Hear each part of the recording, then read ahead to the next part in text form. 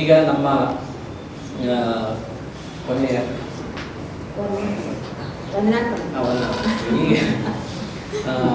ಈಗ ನಮ್ಮ ಕಾರ್ಯಾಗಾರ ಪ್ರಾರಂಭವಾಗಿದ್ದ ಮೊದಲು ಒಂದೆರಡು ಮಾತುಗಳನ್ನು ಯಾರಾದರೂ ಹಿರಿಯರಾಗರು ನಮ್ಮ ಜಿ.ವಿ. ಕಮಲ್ ಸರ್ ಅವರು ಮತ್ತು ಯಾರಾದರೂ ಮಾತಾಡ್ತಿದ್ರೆ ಮಾತಾಡಿ ಸರ್. ಶಿವರಾತ್ರಿ ಒಂದೆರಡು ಮಾತುಗಳನ್ನು ಈಗ ಜಿ.ವಿ. ಕಮಲ್ ಸರ್ ಮತ್ತು ಹಿರಿಯ ಕಲಾವಿದರು ಮತ್ತು ನಂತರ ಬಾಕಿ ಕಲಾ ಶಾಲೆಯ ನಿವೃತ್ತ ಪ್ರಾಂಶುಪಾಲರಾದ ಜಿ.ವಿ. ಕಮಲ್ ಸರ್ ಸಂಜೆ ನಾಟಕದ ಹೇಳ್ತೇನೆ.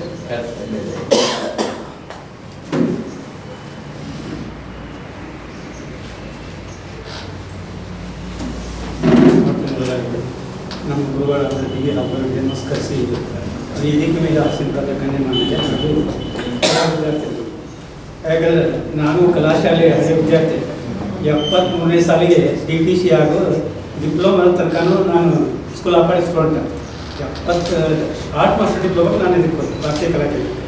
ಯಾಕಂದ್ರೆ ಅವಾಗ ಸರ್ ಬಗ್ಗೆ ಹೇಳ್ಬೇಕಾದ್ರೆ ವಿದ್ಯಾರ್ಥಿಗಳು ಭಾಳ ಹೆಲ್ಪ್ ಮಾಡ್ತಿದ್ರು. ಯಾಕಂದ್ರೆ ಈಗ ನಂಗೆ ಬರ್ತಂದ್ರೆ ಭಾಳ ವಿದ್ಯಾರ್ಥಿ ಬರ್ತಾರೆ, ಕಲೆಯ ಬಗ್ಗೆ ಅವ್ರಿಗೆ ಆಸಕ್ತಿ ಇತ್ತು. ಯಾಕಂದ್ರೆ ಈಗ ಏನಪ್ಪ ಅಂತಂದ್ರೆ ಎಲ್ಲರೂ ಕಲಾವಿದರನ್ನ ಆಗ್ಯಾರ, ಆದ್ರೆ ನಮ್ಮ ಸಮಾಜಕ್ಕೆ ಏನು ಬೇಕು, ಸಮಾಜದೊಳಗೆ ಏನಿದೆ ಆ ವಿದ್ಯಾರ್ಥಿಗಳು ನಾವು ಯಾವ ರೀತಿ ತಯಾರು ಮಾಡಬೇಕು, ಏನು ಕೊಡ್ತದೆ ಅನ್ನೋದು ತಯಾರಿಲ್ಲ. ಆಮೇಲೆ ಕಲಾ ಶಾಲೆಗಳು ಹೆಚ್ಚಾಗ್ಯಾವ. ಆಮೇಲೆ ಹೈಸ್ಕೂಲ್ ಮಟ್ಟದೊಳಗೆ ಕಲೆಗೆ ಬೆಲೆನೇ ಇಲ್ದಂಗೆ ಆಗ್ಬಿಟ್ಟೈತಿ. ಎಲ್ಲರೂ ನಿವೃತ್ತಿ ಆಗ್ಯಾರ, ಅಲ್ಲೇ ಪೋಸ್ಟಿಂಗನೇ ಇಲ್ಲ. ಯಾಕಂದ್ರೆ ನಾವೇನು ಹೇಳ್ತೀವಿ, ಇಲ್ಲಿ ಪ್ರೊಡಕ್ಟಿಂಗ್ ಆ ಥರ ಖರ್ಚಾಗಬೇಕು. ವಿದ್ಯಾರ್ಥಿ ಬರೀ ನೀವು ಆರ್ಟಿಸ್ಟ್ ಆಗ್ಲಿಕ್ಕೆ ಆಗೋದಿಲ್ಲ. ಆದ್ರೆ ಏನಾಗ್ತದೆ ಅಂದ್ರೆ ಸಮ್ ಪರ್ಸೆಂಟೇಜಲ್ಲಿ ಅವ್ರಿಗೆ ಕಲಾ ಶಿಕ್ಷಕರಂದ್ರೆ ಇಂದಿನ ಮಕ್ಕಳನ್ನ ನಾವು ತಯಾರು ಮಾಡಿದ್ರೆ ಮುಂದೆ ಕಲಾವಿದರು ಆಗಲಿಕ್ಕೆ ಸಾಧ್ಯತೆ. ಪ್ರೈಮರಿ ಹಂತದೊಳಗಿಂದ ಬರ್ಬೇಕಾದ್ರೆ ಆ್ಯಕ್ಚುಲಿ ಕಾಲೇಜಲ್ಲಿ ಬಂದ್ರೆ ಅಥವಾ ದೊಡ್ಡ ದೊಡ್ಡ ಕಂಪ್ನಿ ಅಷ್ಟೇ ವಿಚಾರ ಮಾಡೋಂಗಿಲ್ಲ, ಎರಡೂ ಸೈಡ್ ವಿಚಾರ ಮಾಡಬೇಕು.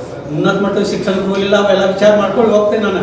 ಯಾಕಂದ್ರೆ ಬೇಸಿಕಲಿ ನಾನು ಪ್ರೈಮರಿ ಹೈಸ್ಕೂಲ್ ನಾವು ಮಕ್ಕಳಿಗೆ ತಯಾರು ಮಾಡಿದ್ರೆ ಮುಂದೆ ಉನ್ನತ ಕಲಾವಿದರು ಆಗೇ ಆಗ್ತಾರೆ. ಆ ಮಟ್ಟದಲ್ಲಿ ನಾವು ಈಗ ಮೇಜರ್ ಡ್ರಾಬ್ಯಾಕಂದ್ರೆ ನಾವೆಲ್ಲ ಕಲಾಶಾಲೆಗಳದ ಕಲಾವಿದರ ಡಾಕ್ಟರ್ಸ್ ಅದಾರ, ಎಂತೆಂಥ ಪದವಿಗಳದಾರ. ಆದ್ರೆ ನಾವು ಏಕರೂಪದಲ್ಲಿ ಎಲ್ಲರೂ ಕೂಡ ಚಿಂತನೆ ಮಾಡಬೇಕಾಗಿದೆ. ಈಗಿನ ಮಟ್ಟಕ್ಕೆ ಏನು ಬೇಕಾಗಿದೆ, ಹಿಂದೆ ಇತ್ತು 4 ಕಾಲಕ್ಕೆ ಹಸಿವಿತ್ತು, ಆ ಹಸಿವು ನಮ್ಮಲ್ಲಿಲ್ಲ. ಎಲ್ಲ ಬೆಟ್ಟು ನೋಡೋಕೆ ಅನಿಸ್ತದೆ.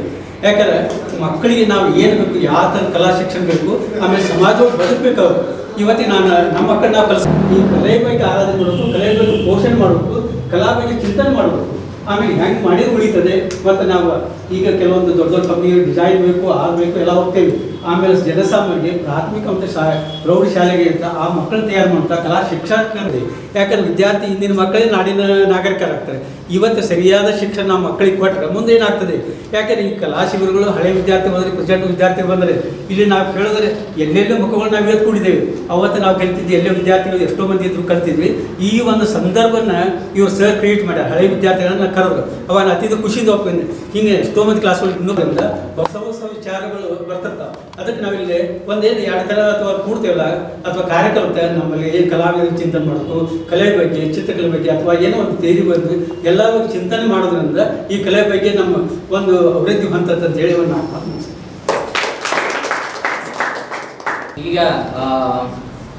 ಈಗ ನಾವು ಎಲ್ಲ ಶಿವರಾತ್ರಿಗಳು ಎಲ್ಲ ನಾಳೆ ಸಾಯಂಕಾಲ ಮತ್ತು ಮುಕ್ತವಾಗಿ ಶಿಬಿರದ ನಂತರ ನಾವು ಮುಕ್ತವಾಗಿ ನಾವೆಲ್ಲರೂ ನಮ್ಮ ಅನುಭವಗಳನ್ನು ಹಂಚಿಕೊಳ್ಳಿಕ್ಕೆ ಒಂದು ವೇದಿಕೆ ಇರುತ್ತೆ. ಜೊತೆಗೆ ಎಲ್ಲರ ಜೊತೆ ಒಂದು ಸಣ್ಣ ಒಂದು ಗ್ಯಾದರಿಂಗ್ ಕೂಡ ಇರುತ್ತೆ. ಇವತ್ತಿನ ಸಂಜೆ ನಾಟಕ ನಮ್ಮ ಶಿವರಾತ್ರಿಗಳಿಗಾಗಿಯೇ ಒಂದು ಸಾಮಾಜಿಕ ಒಂದು ನಾಟಕ ನಾನ್ಯಾರು ಅನ್ನೋ ಒಂದು ನಾಟಕವನ್ನು ಸಮುಚ್ಚಯ ಭವನದಲ್ಲಿ ನಾವು ನಮ್ಮ ಸಂಘದ ವತಿಯಿಂದ ಏರ್ಪಾಡು ಮಾಡಿದ್ದೀವಿ. 6 ಗಂಟೆಗೆ ಅಂದರೆ 6 ಗಂಟೆವರೆಗೆ ವರ್ಕ್ ಮಾಡಿ 6 ಗಂಟೆಯಿಂದ 7 ಗಂಟೆವರೆಗೆ ಅಲ್ಲಿ ನಾಟಕ ಇರುತ್ತೆ. ಹೀಗೆ ನಮ್ಮ ನಿರಂತರ ಕಾರ್ಯಕ್ರಮಗಳು ಇರುತ್ತೆ. 20ನೇ ತಾರೀಕು ನಮ್ಮ ಅಭಯ್ ಸರ್ ಅವರ ಒಂದು 77ನೇ ಒಂದು ಹುಟ್ಟುಹಬ್ಬದ ನಿಮಿತ್ತ ಒಂದು ಸಮಾರೋಪ ಸಮಾರಂಭವನ್ನು ಏರ್ಪಾಡು ಮಾಡಲಾಗಿರುತ್ತೆ. ನಾಳೆ 19ಕ್ಕೆ ಸಣ್ಣ DB ಹಲ್ವಾಯಿ ಅವರ ಒಂದು ಸಾಕ್ಷ್ಯ ಚಿತ್ರ ಏನು ಮಾಡಿದರೆ ಎಲ್ಲರೂ ಮೇಡಮ್ ಅವರಾಗಿರ್ಬೋದು, ಸರ್ ಆಗಿರ್ಬೋದು, ಮತ್ತು ಜೋಶಿ ಸರ್ ಅವರು, ಕಮಲ್ ಸರ್ ಇವರೆಲ್ಲರೂ ಅದರಲ್ಲಿ ತಮ್ಮ ಮುಕ್ತವಾದ ತಮ್ಮ ಭಾವನೆಗಳನ್ನು ಹಂಚಿಕೊಂಡಿರುವ ಒಂದು ಸಾಕ್ಷ್ಯ ಚಿತ್ರವನ್ನು ಪ್ರದರ್ಶನ 19ನೇ ತಾರೀಕಿಂದ ಸರ್ಕಾರಿ ಕಲಾಶಾಲೆಯಲ್ಲಿ ನಾವು ಏರ್ಪಾಡು ಮಾಡಿದ್ದೀವಿ. ಅದರ ಜೊತೆಗೇ ನಮ್ಮ ಶಿಬಿರದ ಮುಕ್ತಾಯ ಸಮಾರಂಭದೊಂದಿಗೆ ಚಲನಚಿತ್ರ ವೀಕ್ಷಣೆಯೊಂದಿಗೆ ನಮ್ಮ ಶಿಬಿರ ಮುಕ್ತಾಯವಾಗುತ್ತೆ. ಈಗ ನಮ್ಮ ಈ ಕಾರ್ಯಕ್ರಮದ ಒಂದು ವಂದನಾರ್ಪಣೆ ನಮ್ಮ ಹಾಲ್ಬಾಯ್ ಸ್ಕೂಲ್ ಆಫ್ ಆರ್ಟ್ ಹಳೆಯ ವಿದ್ಯಾರ್ಥಿಗಳ ಸಂಘ ಮತ್ತು ಕನ್ನಡ ಮತ್ತು ಸಂಸ್ಕೃತಿ ಇಲಾಖೆ ಇವರ ಸಹಯೋಗದಲ್ಲಿ ಈ ಒಂದು ಉದ್ಘಾಟನಾ ಸಮಾರಂಭಕ್ಕೆ ಮೊದಲು ನಾವು ಈ ಕಲಾ ಶಿಬಿರವನ್ನು JSS halbai school of art ಆವರಣದಲ್ಲಿ ಮಾಡ್ಕೊಳ್ಬೇಕಂತಿದ್ವಿ. ಆದರೆ ಯಾವುದೇ ರೀತಿಯ ಒಂದು ಸರಿಯಾದ ಸ್ಪಂದನೆ ಬರಲಿಲ್ಲ.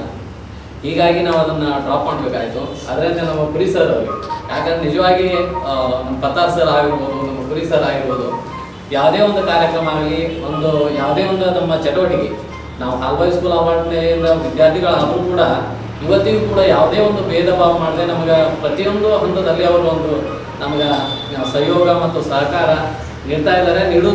ಈ ಮೊದಲು ನೀಡಿದ್ದಾರೆ ಮತ್ತು ಈಗಲೂ ಕೂಡ ಬರೀ ಒಂದು ಅಟ್ಲೀಸ್ಟ್ ಒಂದು ಬಂದು ಹೇಳಿ ಹಿಂಗೆ ಸರ್ ನಾವು ಶಿಬಿರ ಮಾಡ್ಬೇಕಂತ ಮಾಡಿದಂದಾಗ ಮುಕ್ತವಾಗಿ ಅವರು ನಮಗೆ ಎಲ್ಲ ಅನುಕೂಲಗಳನ್ನು ಮಾಡಿಕೊಡ್ತೀವಿ, ನೀವು ಮಾಡಿರಿ ಅಂತ ಹೇಳಿ ನಮಗೆ ಒಂದು ಈ ಅವಕಾಶವನ್ನು ಕಲ್ಪಿಸಿಕೊಟ್ಟಿದ್ದಕ್ಕೆ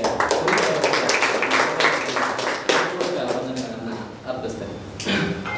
ಅದರಂತೆ ಉದ್ಘಾಟಕರಾಗಿ ಸುರೇಶ್ ಕುಲಕರ್ಣಿ ಅವ್ರ ಮಾತುಗಳನ್ನೆಲ್ಲ ಕೇಳಿದ್ದೀನಿ. ಅವರು ಕೂಡ ಈ ನಮ್ಮ ಕಲಾ ಶಿಬಿರಕ್ಕೆ ಉದ್ಘಾಟಕರಾಗಿ ಬರಬೇಕು ಅಂತ ಕೇಳಿದಾಗ ನೀನು ರಾತ್ರಿ ಹೋಗಿ ಅವ್ರಿಗೆ ಇನ್ವಿಟೇಷನ್ ಕೊಟ್ಟಿವಿ, ನಾನು ಅಶ್ವಿನ ಹೋಗ್ತೀವಿ. ಅವರು ಒಂದು ತಾಸು ಕುಂದಿರಿಸಿ ಮತ್ತೆ ಇಲ್ಲ ಸರ್ ನಾವು ಇನ್ನೊಬ್ರಿಗೆ ಕೊಡಬೇಕು ಅಂತಂದ್ರು, ಇಲ್ಲ ಒಂದು ಕುಂದು ನೀವು ಸ್ವೀಟ್ ತೊಗೊಂಡು ತಿಂದು ಕಳಿಸ್ತೇನೆ ಅಂತೇಳಿ ಅವ್ರು ಒಂದು ಮಾತೇ ಹೇಳಿ ಒಂದು 5 ನುಡಿಗಳನ್ನು ಹೇಳಿ ನಮಗೆಲ್ಲ ಸ್ವೀಟ್ ಕೊಟ್ಟು ಕಳಿಸಿದ್ರು. ಅವ್ರಿಗೂ ಕೂಡ ಈಗ ಅವರೊಂದು ಬೇರೆ ಕಾರ್ಯಕ್ರಮ ಇರೋದ್ರ ಸಲುವಾಗಿ ಹೊರಗಡೆ ಹೋಗೋದು ಮತ್ತು ಹೀಗಾಗಿ ಅವ್ರು ಹೋಗಿದ್ದಾರೆ. ಅವ್ರಿಗೂ ಕೂಡ ನಮ್ಮ ಸಂಘದ ಪರವಾಗಿ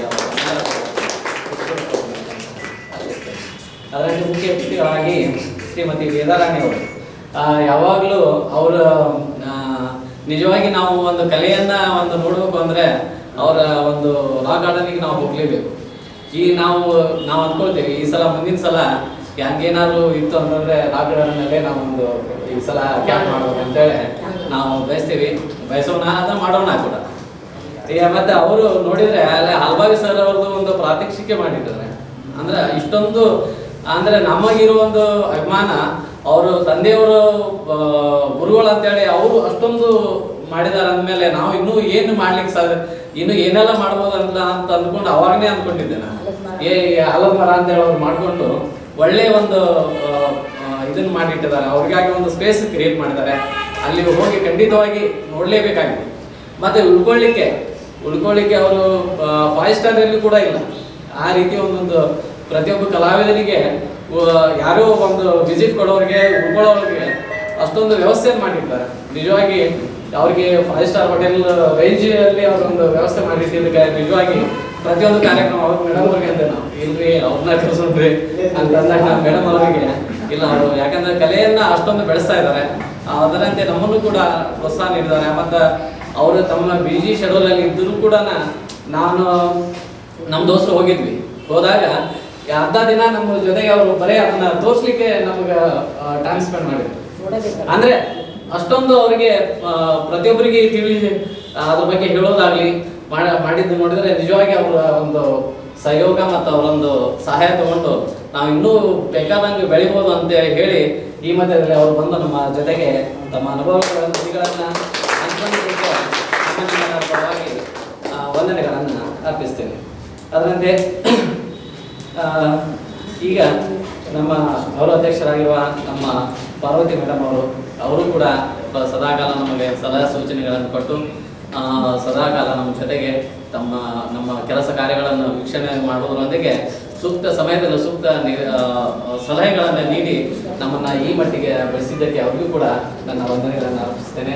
ಅದರಂತೆ ನಮ್ಮ ಜಿ ವಿ ಕಮಾರ್ ಸರ್ ಮತ್ತು ನಮ್ಮ ಜೋಶಿ ಸರ್ ಅವರು ಹಿರಿಯ ಕಲಾವಿದರು. ಯಾಕಂದ್ರೆ ನಾನು ಅಷ್ಟೊಂದು ಸರ್ಗೆ ಇಂಟರ್ವ್ಯೂ ಮಾಡಿದ್ದೆ ಕರೆ ಬಟ್ ಅದಾಗಿಂದ ನಾನು ಅವರು ಕಾಂಟ್ಯಾಕ್ಟ್ ಬರಲಿಲ್ಲ. ಹೀಗಾಗಿ ಆ ಸರ್ಗೆ ನಾವು ಮರ್ತು ಬಿಟ್ಟಿವಿ ಅನ್ನೋ ಒಂದು ಭಾವನೆ ನಮ್ಮಲ್ಲಿ ಇದೆ. ಯಾಕಂದ್ರೆ ಇವೆಲ್ಲ ಒಂದು ಆರ್ಗನೈಸ್ ಆಗ್ಬಿಟ್ಟು ಅನಂತರ ನಾವೆಲ್ಲರೂ ಪದೇ ಕೊಡೋದ್ರಿಂದ ನಮ್ಮ ಮುಖ ಪರಿಚಯ ಬೆಳೆಯುತ್ತೆ. ಅನಂತರ ನಮ್ಮ ಭಾವನೆಗಳನ್ನ ನಾವು ಒಬ್ಬರಿಗೊಬ್ಬರು ನಾವು ಶೇರ್ ಮಾಡಿಕೊಂಡು ನಾವು ಬೆಳೆದು ಅವರು ಮೇಡಮ್ ಅವರು ಹೇಳ್ದಂಗೆ ನಾವು ಇನ್ನೂ ಒಂದು ಈ ಅವಕಾಶಗಳನ್ನಕ್ಕಿಂತ ಮೀರಿ ನಾವು ಒಂದು ಏನಾದರೂ ಸಾಧಿಸೋಣ.